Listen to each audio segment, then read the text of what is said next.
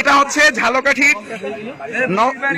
জেলা নেসারাবাদ মহিলা মাদ্রাসা সংলগ্ন এ জায়গায় নদীর পাড়ে থামিয়ে তারা ডাকাতির একটা প্রস্তুতি নিচ্ছিল। এটা সিসি ক্যামেরায় বাড়ির মালিক তিনি দেখছিল।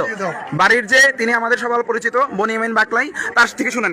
কাকা একটু বলেন কি হয়েছিল এখানে? জি, আমার বাড়ির সামনে হঠাৎ করিয়া নদীর অপোজিট সাইডে ডাকাতি হইতেছে। মসজিদের মাইকে বলতে আছে, রতুল্লাবাদ ইউনিয়নে বলতে আছে।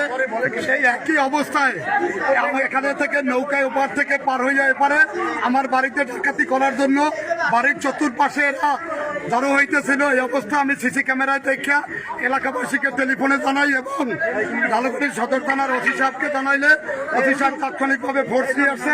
ইতিমধ্যে আমরা 3, 6, 7, 8জনকে আমরা ঘটনাস্থলে তাদেরকে বিদ্ধ করা হয়েছে। এলাকাবাসীর সবাই সহযোগিতা।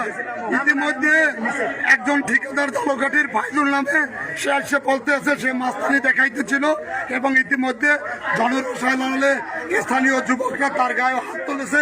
ইতিমধ্যে আমরা গণজবাই থেকে রক্ষা করে সেফ এক্সিটের মাধ্যমে আমরা প্রশাসনের কাছে হস্তান্তর করতেছি। আইনানুগ ব্যবস্থা প্রশাসন নেবে।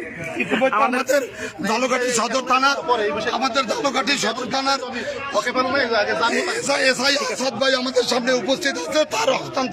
তার কাছে হস্তান্তর করতে। এরা সবাই সুস্থ আছে, এদের গায়ে হাত তোলা হয় না। আপনারা সুস্থ আছেন? মারছে আপনাদেরকে? বলেন মারছে? কোথায় মারছে? আপনার কোনো ইনজুরি হয়েছে? আপনার কোনো ইনজুরি হয়েছে? রক্ত বের হয়েছে? আপনার কি ইনজুরি হয়েছেন আপনি? না, ইনজুরি কেউ হন নাই। কেউ এমনি গা ধাক্কা দেখে হয়েছে। ইনজুরি হয়েছেন কেউ? কেউ আপনারা সবাই সেভ করছে তাই? ওকে, ইটস ওকে। আমরা আইনের হাতে সুপর্দ করছি, প্রশাসনের হাতে সুপর্দ করছি।